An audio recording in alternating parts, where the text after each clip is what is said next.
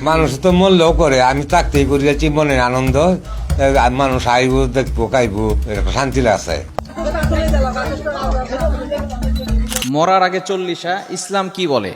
আমাদের বাংলাদেশের ময়মনসিংহের একজন মারফত আলী নামে একজন মুরব্বী মরার আগেই তিনি চল্লিশা দিয়েছেন। এই চল্লিশা সম্পর্কে ইসলাম কি বলে? আমাদের বাংলাদেশের ভিতরে কিছু কুসংস্কার ঢুকে গিয়েছে। আমরা মানুষ মারা গেলে, দুনিয়া থেকে বিদায় নিলে আমরা অনেকে চল্লিশা পালন করি। মানুষকে খাবার খাওয়ানো এটা কিন্তু অনেক ভালো কাজ এবং সুন্নাহ। নবীজি সাল্লাল্লাহু আলাইহি সাল্লামের আদর্শ, নবী সাল্লাল্লাহু আলাইহি সাল্লামের সুন্নাহ। নবীজি সাল্লাল্লাহু আলাইহি সাল্লাম কিন্তু মেহমান ছাড়া খাবার খেতেন না ম্যাক্সিমাম সময়। তিনি মানুষকে খাওয়াতে পছন্দ করতেন এবং তিনি বলে দিয়েছেন, আত'আমুত তা'আম, তোমরা মানুষকে খাবার খাওয়াও।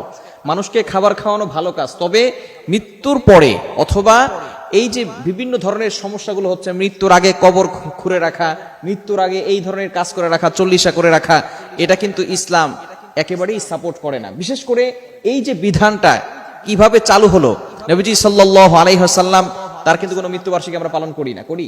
আবু বকর সিদ্দিক রাদিয়াল্লাহু তাআলা আনহুর কোনো চল্লিশা হয় নাই, ওমর রাদিয়াল্লাহু তাআলা আনহুর কোনো চল্লিশা হয় নাই, ওসমান রাদিয়াল্লাহু তাআলা আনহুর কোনো চল্লিশা হয় নাই।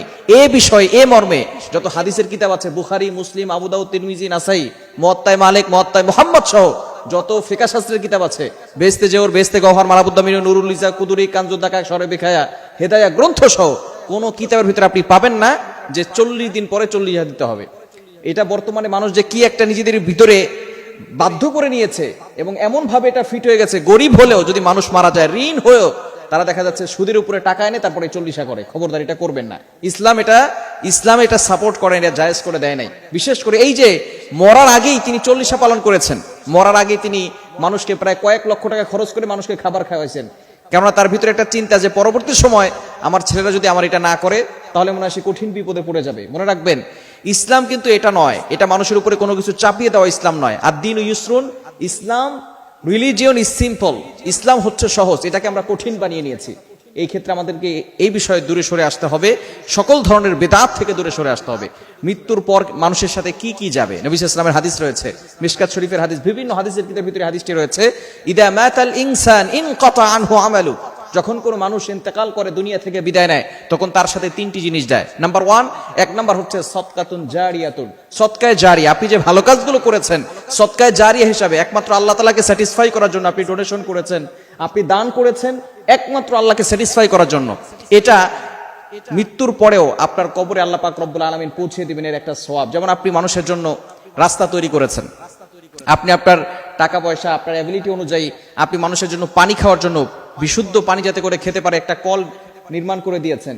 এই যে মানুষ পানি খাবে, সেখান থেকে রাস্তা দিয়ে হেঁটে যাবে, গাছ লাগিয়েছেন, গাছের তলে ছায়া নিবে, এর জন্য কিয়ামত পর্যন্ত যতদিন এই গাছ থাকবে, এই রাস্তা থাকবে, একটা সওয়াবের পার্সেন্টেজ আল্লাহ তাআলা আপনার আমলনামায় দিয়ে দিবে। এই জন্য সদকায়ে জারিয়া হিসেবে কিছু করা, চল্লিশে খাওয়াতে হবে, বাধ্যতামূলক এই ধরনের কাজ করতে হবে, বিষয়টা এমন নয়। অবশ্যই মানুষকে খাওয়াবেন, তবে মানুষকে খাওয়ানোর জন্য চল্লিশা নয়, এমনি আপনি মানুষকে খাওয়ান, এমনি আপনি মানুষকে খাওয়ান। আপনার টাকা আছে, আল্লাহ তাআলা আপনাকে অ্যাবিলিটি দিয়েছে, অসহায় মানুষ খেতে পারেন, আপনি তাদেরকে খাবার খাওয়াবেন, এটা অনেক সওয়াবের কাজ, তবে চল্লিশা করেই খাওয়াতে হবে, বিষয়টা এমন নয়।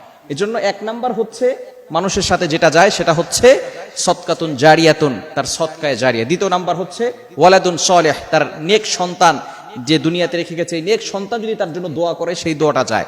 এবং তিন নাম্বার হচ্ছে আও ইলমিন ইউনতাফাউ বিহি, এমন ইলম যে ইলম উপকারী ইলম, আপনি দ্বীনের জ্ঞান মানুষের কাছে প্রচার করে দিয়েছেন, সঠিক কথা মানুষের কাছে প্রচার করেছেন, পৌঁছে দিয়েছেন, এর একটা সওয়াবের পার্সেন্টেজ আল্লাহ তাআলা আপনার আমলনামায় দিয়ে দিবে। এজন্য আসুন আমরা এই কুসংস্কার থেকে দূরে সরে এসে, বেদাত থেকে দূরে সরে এসে, নবীজি সাল্লাল্লাহু আলাইহি সাল্লাম যেটা কখনো করেন নাই, সাহাবায়ে কেরাম করেন নাই, আইম্মায়ে মুজতাহিদিন করেন নাই, কিতাবের ভিতরে যেগুলো নাই, এগুলো আমরা নতুন করে বেদাত সৃষ্টি করে আমরা সমাজের ভিতরে কুসংস্কার ছড়িয়ে না দিয়ে আমরা সঠিকভাবে ইসলামটাকে পালন করার চেষ্টা করি। আল্লাহ তাআলা আমাদের সকলকে বুঝার তৌফিক দান করেন।